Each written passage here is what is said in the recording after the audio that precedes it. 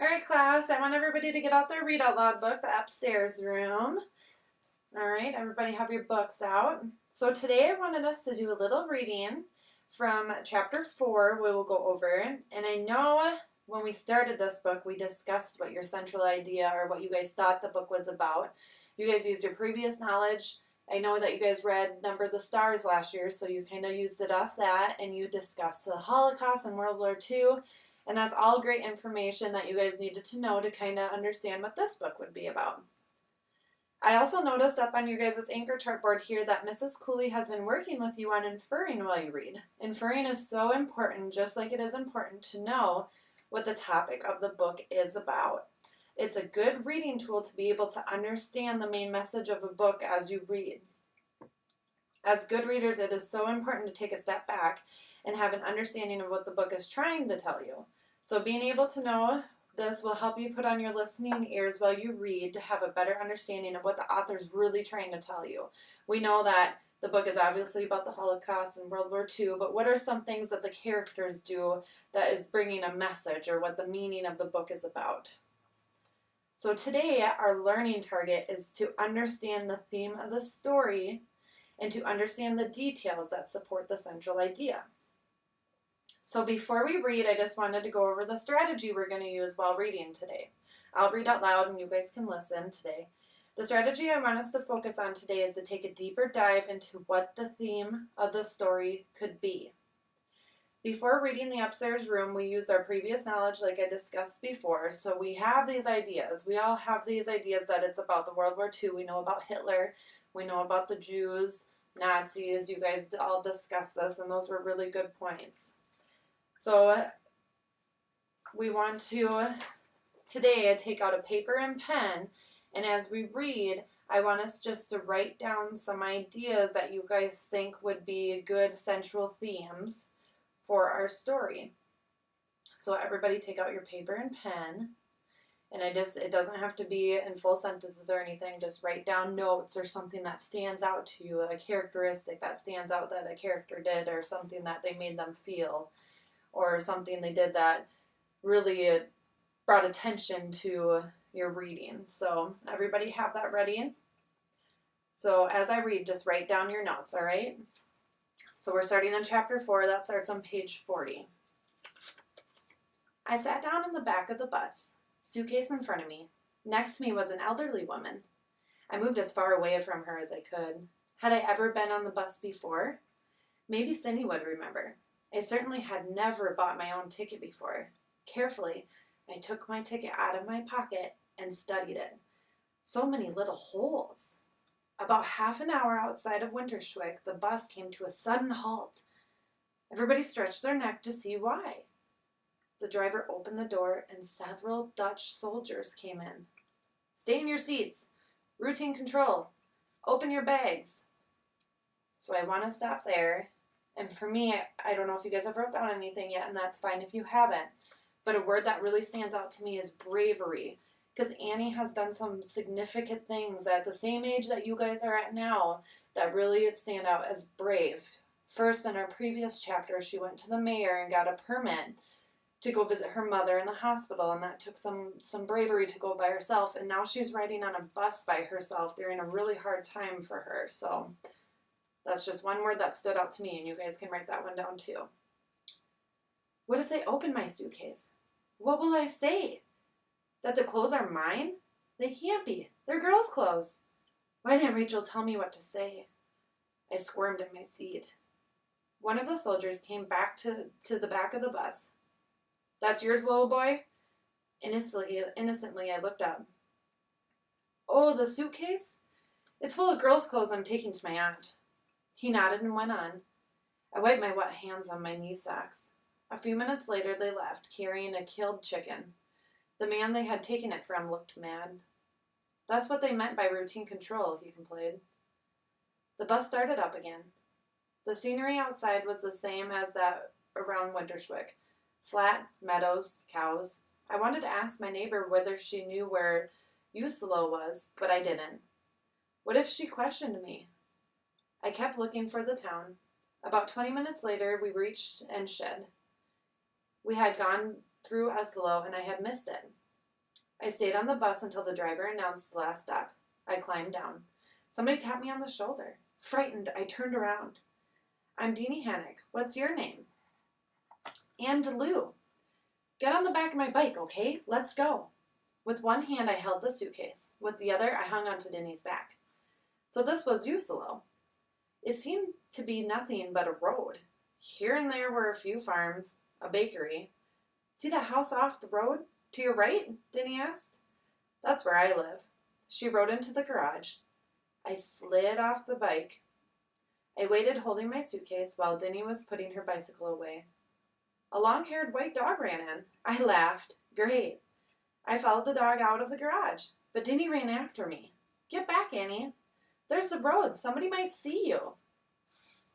See me? I bit my lips. Ashamed, I stepped back. When Denny had made sure that nobody was watching us, we walked to the house where Mr. and Mrs. Hannick were waiting downstairs. They took me to a room upstairs where Cindy was sitting on the edge of the bed. Silently, we looked out the window. I faced the backyard. We looked at the bedspread. It was crocheted. We looked around some more. At the door it was closed and at each other. Cindy began studying her watch. She frowned, shook it, put it to her ear and sighed. Did we have to stay in this room all day and all night? Cindy had been right. This is no life. Unpacking didn't take long, but it made us quarrel.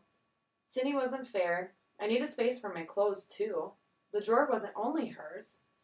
Glumly, I stared out the window all afternoon, thinking about it. When Cindy said goodnight, I didn't answer her. Why should I? But much later, when I looked at her through my eyelashes and saw her eyes were open, I stuck out my hand. Maybe she was right. Her clothes were bigger. They needed much more space than mine. When would we have to get up? Cindy said it didn't matter. But we couldn't stay in bed all day, could we? I opened the curtains. I hadn't realized yesterday how many fruit trees were in the back of the house. I tried counting them. I got 11, but there were more. I noticed branches that didn't belong to the tree trunks I could see. I walked all the way over to the right side of the window and pushed my cheek against it. I closed one eye so that I could concentrate better on what was on the left. I still couldn't see. Irritatedly, I went back to bed. I wondered when the Hannicks will get up, I said.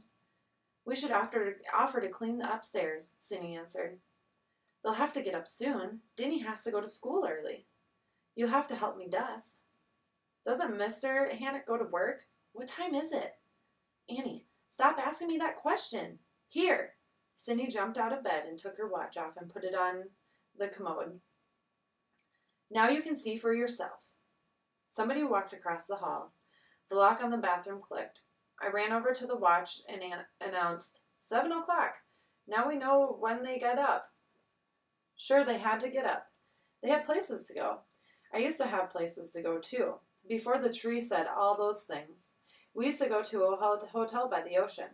Maybe we'd get back there next summer. On hot days, Father used to roll up his pants and walk to the edge of the water.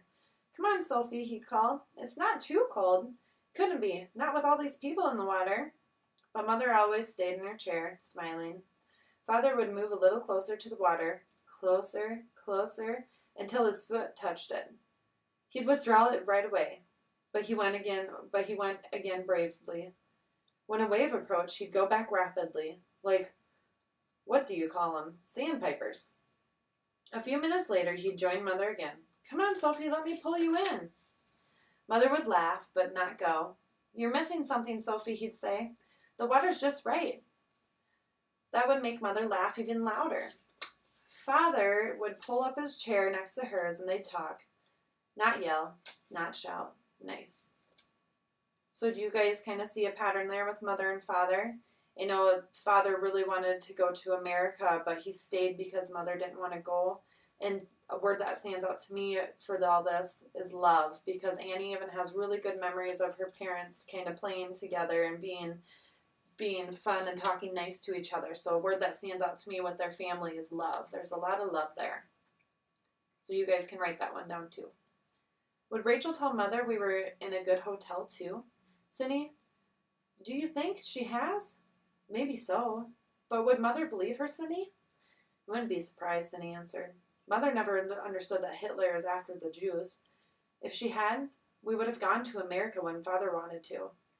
I remembered. Sophie, let's. America! Screaming voices. Did you know that Father was scared, Annie? Father's scared? No, Cindy. I was almost yelling. Sure, and he'd be in Winterswick now risking his life, not Rachel. Haven't you ever seen him scared before? How could Cindy say those things? No. I have. Whenever a farmer didn't want to pay, I had to go to collect the money. Now I shouldn't have had to do that. But Father was too scared to ask for it himself. Then he'd get mad at me if I lost some of it on the way home, Cindy said angrily. I glared at her. Well, she should have been more careful. He had been right. And why did talking about money remind her of my math textbook? Not this early, Cindy. We hadn't even been to breakfast yet. Places to go. Mr. Hannock had told us that Mr.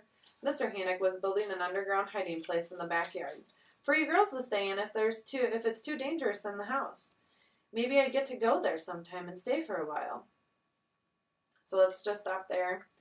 And they're staying with a family that they've never met before. We kind of figured that out thus far. And it would take a great deal of trust to really rely on somebody to hide you and to accommodate you during this time of war when they were trying to get Jews. So trust is a word that really stands out to me. So let's just take a time out there and we'll stop. And then for the next 5 to 10 minutes, I want you and your partner to kind of discuss if the strategy is working for you, if it isn't working for you, and that's fine if it isn't working for you. Just ask questions if it isn't. But if it is working for you, I want you and your partner to kind of discuss the words that you guys have wrote down so far and what characters kind of made you feel this way about the story and why you thought the central idea was a good one for the story. All right, did you guys kind of get some good ideas from your partner? That's good. So now I want us to go around and I want us to share just one word that stands out to you about this story. So we have our little chart here and then we'll write it down and I just kind of want you guys to share why that word stood out to you. So does anybody want to share one? Yep, you can go ahead. Survival, that's a really good one. So I think survival too because the whole family is kind of running all over to survive in this time of war. What's another one? War, so I just said that one, but war, absolutely. War would be a central idea because that's what's making them hide. That's what's making their family kind of have to split apart and do all this strenuous stuff to survive. What's another good word? Yep, pain. That's a really good one. So this would obviously cause a great deal of pain to the family. I mean, Mother was really sick, and that's painful to watch when you can't be there for somebody, and it's painful for your family to have to go through something they shouldn't have to go through. What's another word? Yep, courage. Courage is a really good one. You'd have to stay really strong, and you'd have to be really courageous to have to go through all this when you're being moved from your home and people are telling you one thing but you feel another. Just you would have to be very courageous to stand strong.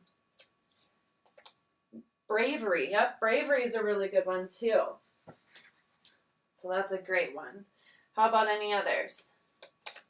I know that I mentioned two at the beginning. Do you guys remember what those were? Trust was one of them, yep. And love. So for me, love came from Mother and Father, from Isa and Sophie, because Father loved Sophie so much that he wouldn't even go to America. He wanted to stay with his family. So that's why the word love stood out to me. So these are all really good ideas, guys, on central ideas, and I really think that you're starting to understand that there's a deeper meaning to this book than just the World War II and the Holocaust. So I think you guys did a really, really good idea, or had really good ideas here. So now I want you guys to take out a clean sheet of paper and a pen, and to kind of wrap up this exercise and for you guys to do a little work time, I want you to answer a few questions for me. And answering these questions, I just want you to build one sentence. It doesn't have to be lengthy or anything.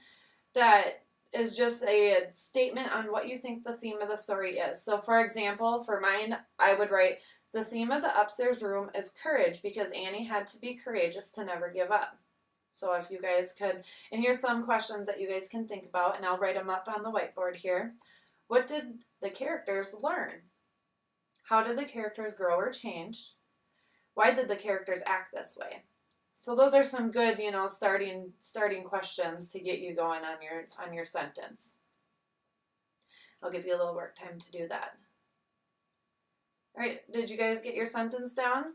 Good. So I hope after we did this exercise, you can use this when reading your independent reading books. It's important to understand what the central idea of the story is telling us so you can relate to the author and what message they're trying to tell us while reading their stories. So thank you guys. You guys were great listeners today during our Read Out Loud. All right, have a good day.